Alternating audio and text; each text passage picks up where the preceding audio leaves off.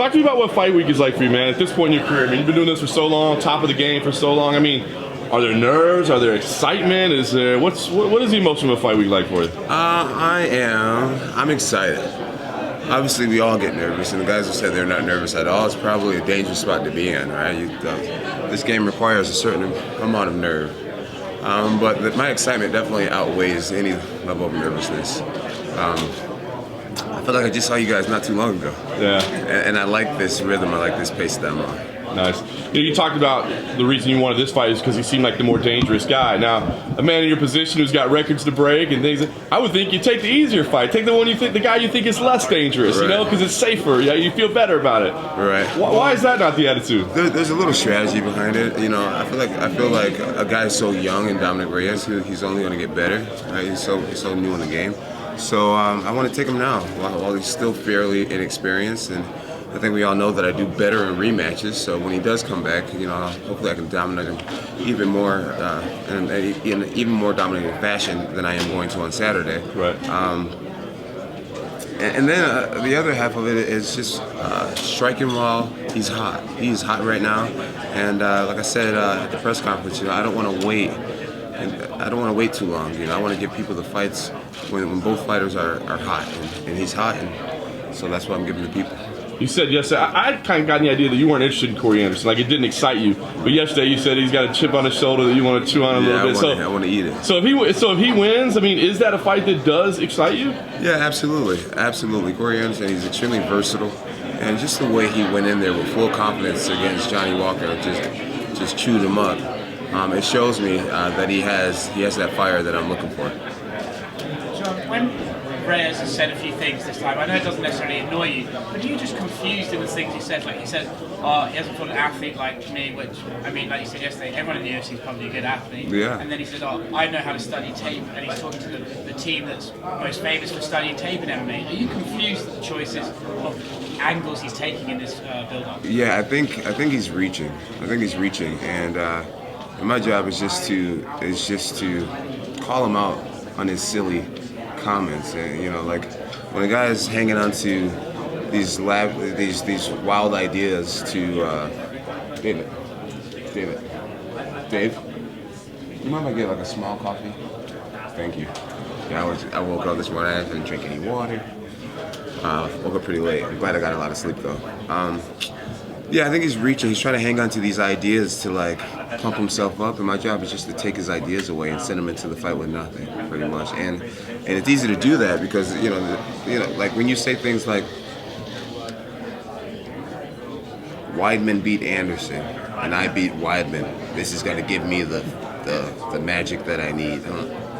What are you freaking talking about? Like silly shit like that, you know what I'm saying? It's just like, or you haven't fought an athlete, or you know, or you haven't fought a Latino, and like all this stuff. Like it's about race. It's like, what are you talking about, dude? It's like it's about skill setting. I've fought guys from all over the world with different ethnicities and different cultures behind them, and it has made no difference. Why do you know?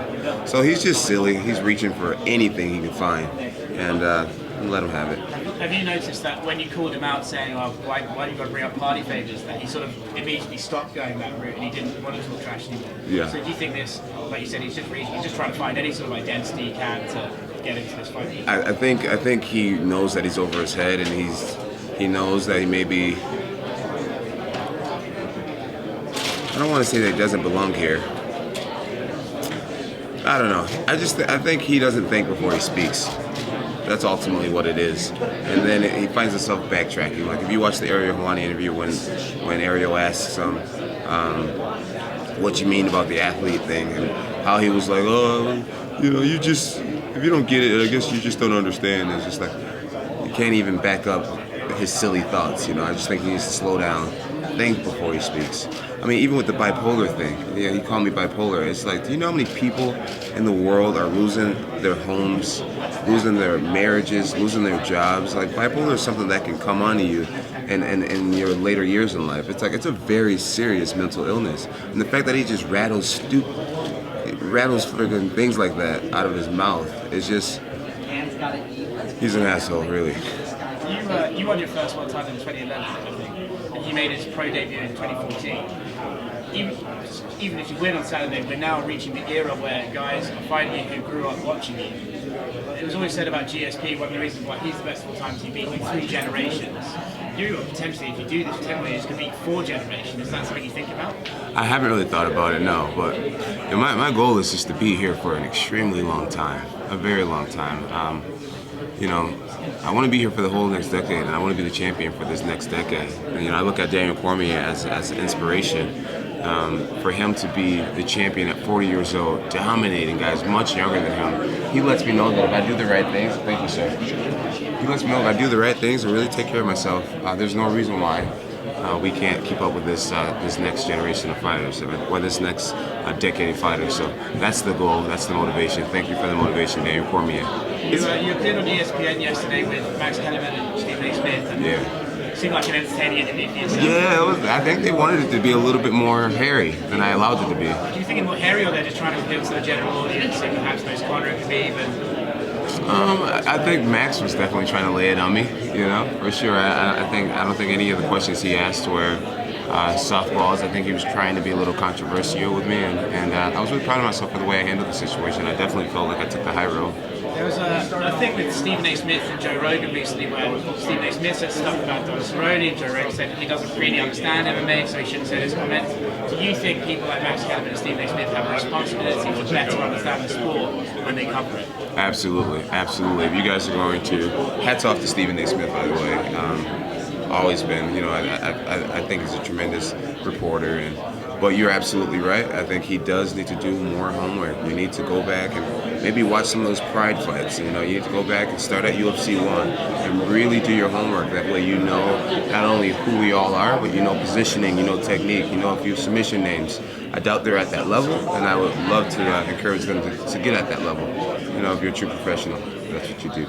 So a lot of the narrative has been focused on Dominic's undefeated record, but not so much about you being the first guy that's undefeated that he's faced. Right. Do you think something's lost in that? Yeah, something's lost in that, but I think it's the people reaching to build him up. You know, he's undefeated. At the end of the day, if you look at who he's undefeated against, you know, he's never been in a situation like this. Fighting someone who's not only undefeated as well, but somebody with just, you know, double the experience as him. You know, everyone's talking about his athleticism, but I mean, I come from a family of all world champions. So I'm cool kind of taking the back road and letting people build him up. I don't feel like I really need it. I feel like my work speaks for itself. And before the OSP fight, you told me, you know, you look at fighting like a test.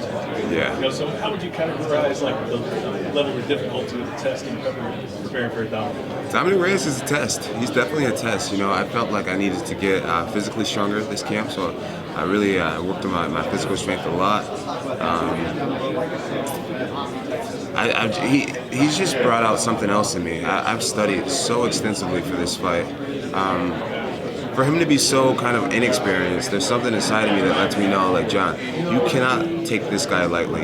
In a way, he could be more dangerous than the guys that are more experienced just because he doesn't know any better. You know what I mean? Like, when you listen to him talk, he's so emotional, he's so all over the place. He just wants to fight. He doesn't really care if he wins, he doesn't care if he loses. He just wants to give it all he got. So, like, when you're fighting someone like that, you gotta take a step back and, like, you're dealing with a wild dog here. You know what I mean? You can't just reach in there and get bit. You gotta come at him with a really strategic approach, you know, and that's exactly what I'm prepared for. He's gotten me and my team's complete undivided attention, and we're taking him very, very seriously. Jon, do you think you would have given him that respect if he hadn't kind of riled you up a little bit, if he hadn't thrown the verbal jabs your way? Do you think you would have still given him that amount of respect, or does that make you give a guy more respect when it's like a rivalry almost? You know,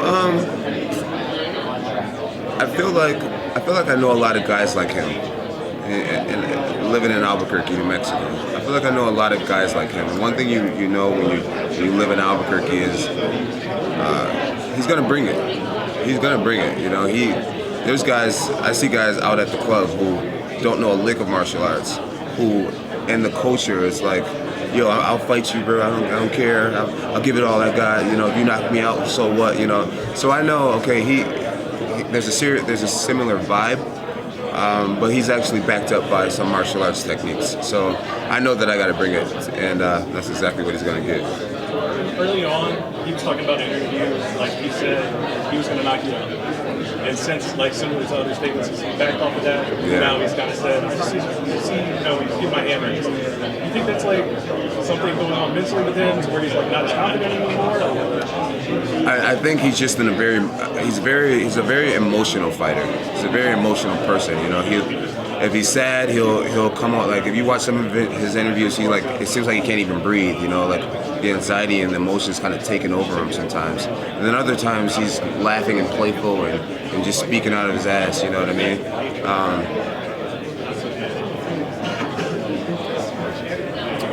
One thing about saying that you're going to knock somebody out is what you're doing is you're putting all your eggs in one basket. I never claim that I'm going to finish the fight. I say that I would like to finish the fight. And I can predict that I'm going to finish the fight, but I never guarantee people that I'm going to finish the fight. When you say that you're going to knock a person out, and when you find yourself going into round 4, and I'm still here looking at you, you're breathing harder and I'm not, it could cause a sense of panic, like, oh boy, my plan didn't work. I thought I was going to get a first round knockout, and here we're going into round 2. You know what I'm saying? So he's just adding pressure for himself to say he's going to knock out. I'm like, hey, I'm going to find a way to win. Well, what round are you going to win, John? Or how are you going to beat him? Is it going to be a submission? I try not to never claim that type of stuff, because that adds pressure on me, and we don't need added pressure at this level. So I think that's why he's backing up on the idea of knocking me out. It's like, first of all, there's only one person who's wobbled me in a fight, and I mean, if you look at my last fight against Thiago Santos, Thiago would come running forward with left hook, right hook, uppercut, boom, boom, boom, boom, boom. Every single one of his shots were knockout blows. And something happens when I'm in there where my senses are higher, and I'm able to just boom, boom, boom, boom, boom. And it's not even technical. It's not even technical weaving, boxing weaving. It's just like it's a gift. It's a gift, man. I feel like Ali had it too a little bit. He could do like this and just make you miss somehow, right? And I feel like I have that too. And I don't think people give me credit for that. It's like, very rarely do I really get caught clean with a shot. And Dominic's the type of guy where he's not going to be running at me like Thiago Santos with 5-punch combinations. Dominic's going to wait back, and he's going to throw a straight left, or he's going to throw a round left. It's like one shot at a time, one shot. So if I can block a 5-shot combination from Thiago, I'm pretty sure I can block his very basic left shot, left kick, low kick, mid kick, left shot. It's like, so I don't think he realizes the level of defense he's getting ready to go in there against. No one's talking about that, and I'm just like, John, it seems every time you say, right, I'm not talking about Israel Adesanya anymore, he does an interview and mentions your name again. Where are we with that? And he's going to be here this week, you might even cross paths. Is that something you'd even like to happen, just to be like, are we going to do this, are we not going to do this? No, honestly, I have no interest in Israel at the end of the day. Anderson Silva was a guy that everyone wanted to see me fight, and I never wanted to do it because I had so much respect for Anderson. And I feel the same way with Izzy, but it's not coming from a place of respect. It's like my career isn't based around fighting him. Him to fight me, it would be huge for his resume. But me, you know, I feel like I already have so many legends under my resume, and he's not even a legend. You know what I mean? We've all seen that video of him fighting some Alex guy and catching a clean overhand right. So he's very human to me. Like he's not this special guy that. You know, I don't see what everybody else is seeing in him. I think, you know, his whole anime stuff and how he's all antic with his hands and all this crazy stuff, I think that's kind of entertaining a certain fan base. But for me, it's like, dude, I would slap you. Get out of here, kid. Do you think you ever got the credit for becoming a world champion so young? Because I think the older we get, the more we realize how young 23 actually is. Yeah. You know, honestly, to be dead honest, I feel like it's going to be harder to break that record because of where martial arts is going. You know, when I joined in the sport, I mean, I wanted to get Shogun, who's definitely an honorable guy to get it from. I mean, he was very versed. He had great jiu-jitsu, great striking, but his wrestling, there was a huge hole in his wrestling. And I just so happened to be a wrestler, and I filled in that hole, took him down, and ultimately pretty much finished the fight on the ground, right?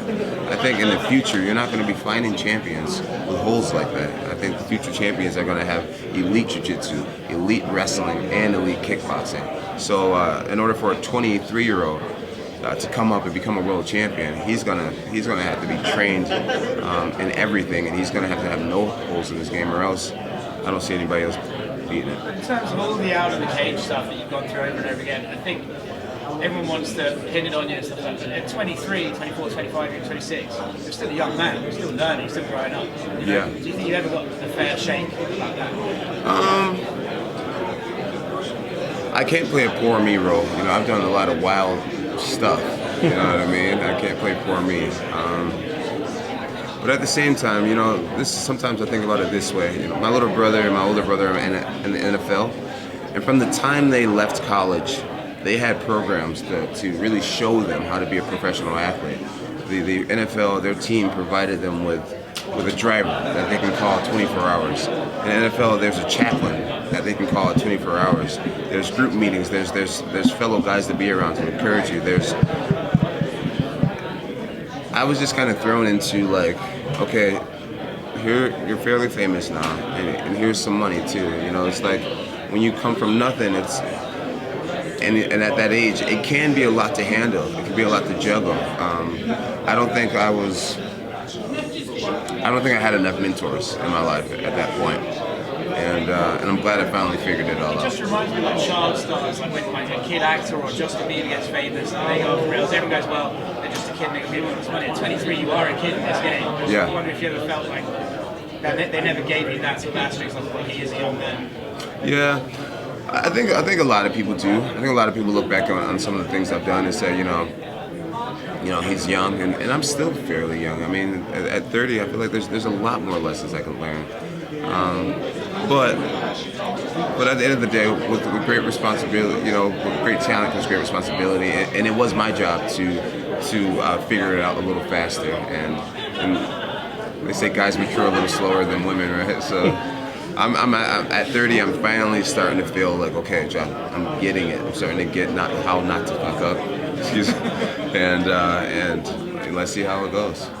Jon, you mentioned Australia earlier this week about wanting to, fight over there, fight overseas, and expand your brand. How important is it to have not just one, but multiple fights, in different countries, so different audiences can experience? You know, I'm hearing rumors. I'm hearing rumors that for this arena, there's never been more people in attendance, and what that's showing me is that maybe I need to step outside of Las Vegas and start fighting in these markets where people won't see me too often. I think that's gonna be important. So, yeah, if I can possibly break numbers here in Houston, I could only imagine what could happen if I went to Australia or one of these other countries where they never expect to see me. I think that people come out, and that's what it's about: giving love, sharing it, and spreading this. Adesanya's a big draw in Australia. Yeah, he is. I bet I'd be an even bigger. I know you talked with Kamaru kind of like jokingly about UFC Africa. Is that something that you really want to push for? I would love to, man. I would love to. I just did my ancestry.com, and I'm not sure what I am yet, but when I find out, all you guys are going to know what type of warrior I am. Jon, back in 2011. Thank you guys. We got to get ready to go. We have to. Sorry.